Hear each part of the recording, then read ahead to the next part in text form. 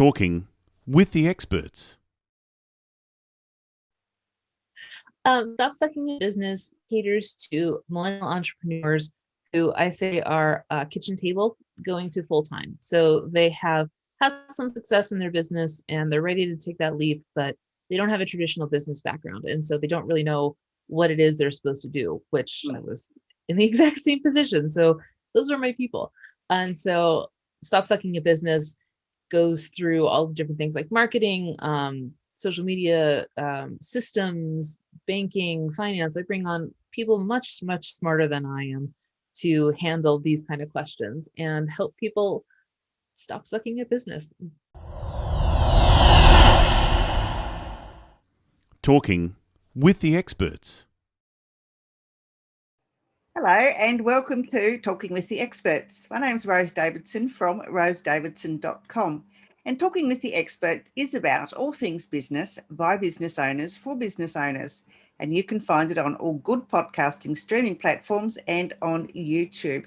And today it is my pleasure to introduce you to Megan Brame. And Megan is going to discuss with us how to stop sucking at social media, which is a hot topic at the moment with most people I know online. So Megan is a 5 times award-winning advanced digital marketing strategist who helps entrepreneurs create ride or die customers for life. Well, there you go. And she wants to discuss with us how business owners can actually use social media as a sales funnel rather than a black hole that sucks time, money, and effort. So welcome, Megan, and thank you for joining me. Oh, Rose, I am so thankful to be here. Thank you so much. You're most welcome. And it's going to be, I'm going to have lots of fun talking to you because social media at the moment and algorithms with Facebook and Instagram and, Facebook's bringing up so many changes to the groups platform, and they've made so many changes to business pages. It's just hard to keep up. So how can people stop sucking at social media with all of these changes to the platforms and to the algorithms? That is an excellent way to lead into that, actually, because the algorithms are always going to change. They're always going to do what's best for Facebook rather than what's best for the users at the end of the day. So the way that I coach my clients to do this is to think instead about how it can be used as a strategic tool for conversations rather than for vanity posting, of just like, oh, I have to post every day, otherwise I'll get lost in the algorithms. Well, there's truth to that, but also it's more important to be posting the things that create conversations with your clients. And so when you are a small business owner who is dealing with which social media platform should I be on, or I've picked one, but how do I utilize it? The easiest way to understand how to make successful for you is to think about how your one, are your ideal clients on the platform, and two, how do they use the platform? So when I was a director of marketing, I was a director of marketing for a recruitment firm, and they wanted to go on Instagram because everyone's on Instagram. So let's be on Instagram. And I would get into fights, like go in your corner and think, like, take a couple deep breath fights. Why would a recruiter want to be on Instagram? Exactly. No one's on Instagram looking for jobs. They're on there looking at plants and beautiful houses and beautiful people, So that's the biggest thing I can give people is don't feel like you have to be everywhere. Be where your customers are and utilize the platform the way they utilize it. Yeah, I agree.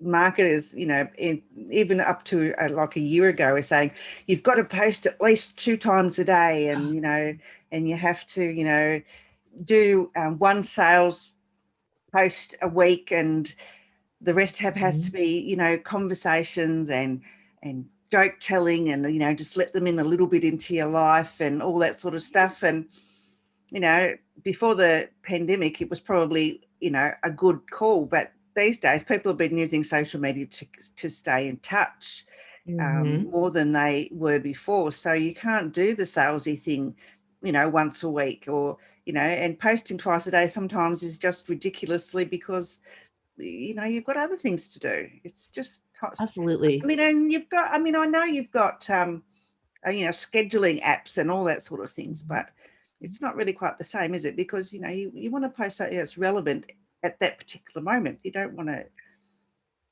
something that you put on a scheduler, a week ago might not be relevant when it gets to the That's queue. an excellent point too. I think that there's a way to meet in the middle with that when it comes to scheduling apps and things, where if you can preload the content but then engage live, I think that there's a way to kind of meet in the middle with that. It kind of takes the anxiety off. But I agree. I think that the formula, for lack of a better phrase, people used to use just doesn't work anymore, because your customers have seen that through, every business that they follow. It's just noise now. So to stand out, you have to be talking to them in a way that's actually going to pique their curiosity and make them want to see not only what your business is, but who you are. The thing before of let people in a little bit in your life, I think especially in the pandemic, it became more prevalent that people bought from people and not businesses. Black Lives Matter and all of these things of like, what does your company stand for? What am I investing in? Even if I'm just investing in like a lip balm or something like that, why should I be sending my money to you as opposed to a company that does something that aligns with the values that I have as a consumer? And so I think that social media strategy has moved from just posting every day just to figure out something and get out to post, to utilizing it as the platform to create a voice that draws people in to the values that you have as a business owner. If that makes sense. Yep, I agree with that. I totally agree, sister. The old ways just don't work anymore. People have been in lockdown for so long. Right. And, they don't want the same old boring stuff that was posted in and out and around in circles. And you're right, people buy from people. They don't buy from a business anymore. They buy from a person. And, if you're not personable online and, they're just going to leave you, and they're just going to scroll past your posts, because what's the point? There'd be no fun in it. Definitely. And especially that now people, especially the younger generations, millennials and Gen Zs, they're looking at social media to find your values. What does this business think about before I start investing in whatever products or services they have? Like, am I aligning with them in my values, or is this going to be something that makes me feel gross supporting later on? So it's become less of a vanity project to have a social media presence, and more of a way to attract the right people. I mean, to be fair, that's always in marketing, right? Just make sure you're bringing the right people to you. But now it's become even more prevalent of make sure that you're able to mirror the values that your customers are looking for. Yeah, they're looking for authenticity now, aren't they? They're just not looking for Absolutely. For this looks like a really great product or a really great service. I'll just put my 5 cents worth in and go and buy that. They don't. You're right. That they're looking at the values that you're portraying from a personal point of view. So yeah, I think that's and it's a really good strategy to use in your social marketing. I mean, I know because I've noticed how LinkedIn has changed a lot since last year. People are actually getting on there. It used to be like really stuffy and boring, but now it's people are actually posting, jokes and all sorts of other things in there, but keeping it business-like, I suppose, and friendly. But not like Facebook is, but you know what I mean? It's just not for the snobby people anymore. It's for everybody. I agree. And to your point about authenticity, I think that it's especially important now that businesses are authentic about what they are standing for and how they're using social media. A perfect example of this is Pride. June is National Pride Month in the United States, I believe across worldwide. And companies are getting called out for what they're calling rainbow washing, of just, posting rainbow things or changing their logos to have rainbows. And meanwhile, behind the scenes, they're supporting candidates that have anti-LGBTQIA, platforms. And so I think that being authentic now is especially important, because so many customers are looking through marketing messages with a critical eye of saying, like, I'm not really, I want you to put your money where your mouth is, or I want you, if you're going to say that you support Pride, or you support Black Lives Matter, or you support women, equality, things like that, then you have to show me that. You can't just put up a Black Lives Matter picture or something like that. You have to follow through on that. Yeah. And I think that that's especially cool right now. Yeah. I know that it might stress entrepreneurs out. I think it's incredibly, I just think it's cool, because it's now you're able to have more conversations about things that matter. It's not just a vanity project anymore. You know what I mean? It's more of like, we can have these conversations, and I can show you how you see the chain of where your money is going in these businesses. Yeah. Now. You know what I mean? Yeah, no, I agree. I think it's really true. People don't, they can see through the BS that that you're spouting, and if you're not actually speaking the truth, consumers are going to see through that now. They're so aware that you're just lying or covering up stuff. Yeah, absolutely. Yeah, don't bother. If you can't be truthful, don't bother. That's what I reckon. I think that's perfect. That is such a perfect way to put it. It's so just don't force yourself into this thing that you can't back up. And again, that goes back to social media posting. Don't try and just post things for the sake of posting. Post things that are relevant to your customers, that are also true. Yeah. Totally. I've seen people, in my even in my circle of acquaintances, posting stuff the same way that they did it 2-3 years ago, and it's just, I just scroll past it now. I just think, well, Yeah. And they're still worried that they can't get 600 people in their Facebook group, or 10,000 people to like their Facebook page. Well, big whoop-de-doo. It's not the quantity, it's the quality that people are looking for now. They're not looking for quantity. They don't give a shit. Especially the algorithms don't give a shit, because if you're getting these 10,000 people to follow your page, how many of them are actually seeing the content that you're creating? You don't want these 10,000 people that aren't paying attention. You want those 60 people that are super into what you have to say. Absolutely. Yeah. I've got 250 people on my business page, and the engagement on there is hopeless. And even though I post stuff, but I don't get too stressed out about it, because it's the ones that are looking and commenting or engaging in the posts.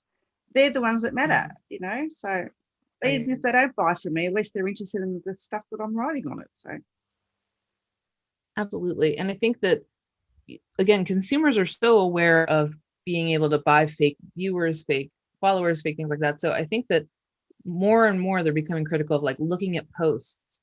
What are people actually engaging with this? Or if you have these 10,000 people, are you only getting 6 likes? And just going back to authenticity, it's just so important to just be where you are in this space and utilize that to your advantage. Don't feel like you have to have these vanity numbers, because they're going to work against you in the end. I'm a admin for a page, and they have over 4 million interactions. Oh my God. It's huge, absolutely huge. And my God, it's just snowballed. It's only been going 2 years, and it's just absolutely snowballed. And the lady who started it, she just can't believe the engagement that's getting on there. No one's allowed to post anything except for the admins, but the amount of engagement and shares and everything they get, it's just phenomenal. 4 million this was one post. It's like, Can I ask what kind of industry is it? it's not even an industry. It's just a page about survivors of domestic violence. Oh, wow. And what a heavy subject. Wow. Yeah, but a lot of the other stuff, I mean, most of the stuff that's posted by the admins is educational, I guess, more to the point. But, it's absolutely just phenomenal. I can't believe it. It's just got so much engagement to it.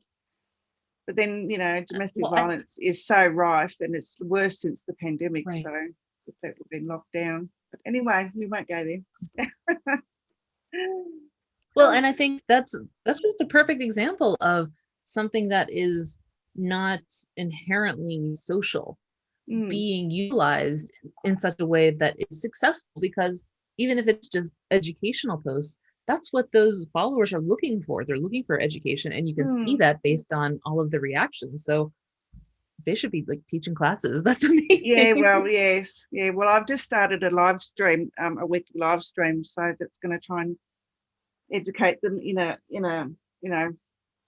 open live forum. So yeah, going to try that for a bit and see how we go. But I think I've only done 8 episodes, so it's starting to get a following, which is great. So anyway, lovely. You have a podcast, I see. Stop Sucking at Business. Tell me about your podcast. Stop Sucking at Business caters to millennial entrepreneurs who I say are kitchen table going to full time. So they have had some success in their business and they're ready to take that leap, but they don't have a traditional business background. And so they don't really know what it is they're supposed to do, which I was in the exact same position. So those are my people. And so Stop Sucking at Business goes through all the different things like marketing, social media, systems, banking, finance. I bring on people much, much smarter than I am to handle these kind of questions and help people stop sucking at business. Truth is in the name. Good stuff. And does it stream weekly or fortnightly or monthly or? We stream 3 episodes a week. One is a rerun just from the archives of favorites. Another is a audio version of a blog post, and then every Thursday is a live episode. Oh, cool. And which streaming platforms? It is everywhere that I can possibly put it. You can find it on Apple Podcast, Spotify, well done. Stitcher, wherever it is. Exactly. Wherever I will come to you, wherever you want to hear it, you can find it. I promise. Well done. Well done. Well done. And what can people find on your website? Oh, my website is my hub of just all of the crazy thoughts that are in Megan's head, all of the marketing strategies, the things that I've done for clients, the help that I love to give people. I started as an entrepreneur, and so I know what that journey is like. And if you go to meganbrame.com, it has my blog full of resources, my podcast, access to all of my videos, the whole shebang. Cool. Right. Well, I have to go there and see if I can find some freebies. I like freebies. Absolutely. Really. We have very cool. I like I have this great one that I just released. It's a marketing audit spreadsheet. It's totally free, and it just helps you keep your focus every quarter on what your marketing goals are going to be. And you can download it right on the website. Yay. Do you hear that, people? There is a marketing audit spreadsheet. And you know how much most of us really hate marketing. I mean, I hate it with a passion. Maybe the spreadsheet, I might go and grab that spreadsheet. You never know about these things. Now, What else do you have? I don't suppose you've written a book yet. That was the perfect lead-in. Yes, I have written a book. My book is called Day One, Practical Guide to Launching Your First Business. And I wrote it with the people in mind who always say, like, one day I would love to do this. Oh, one day it would be so cool if I was a business owner. And I don't want the one day, I want day one. And so we switch that around. We talk about mindset, but it's all about actionable stuff. It's not a long book because I didn't want to get it, all fluffy or philosophical. I wanted just actual, tangible things that people can do to start their first business. Perfect. And you can get it at daywithbook.com. Okay, where was that again? Because you broke up. Oh, sure. At dayoneTheBook.com. Oh, right. Good. DayoneTheBook.com. Right. Good place. Good name for a website. So what wise words have you got for us? Don't feel like you have to do it all. Do the thing that gets you one step forward tomorrow, and then work from there. Yep. It's one step at a time, isn't it? Absolutely. Yeah, being in business is not an easy journey, and especially when you're starting out, it's just one step at a time. Stop trying to jump puddles or canyons. Yeah, It absolutely. just doesn't work. It doesn't work. You'll fall and hurt yourself, break your neck or your leg or something. Or your brain. Or your brain. Yeah, you'll probably fry it. Absolutely. All right, Megan, thank you so much for joining me. I really enjoyed our conversation. I had a good laugh, and that's the main thing. Can't be boring and boring all the time. It was my complete pleasure. Thank you so much for having me. All right. Talk soon.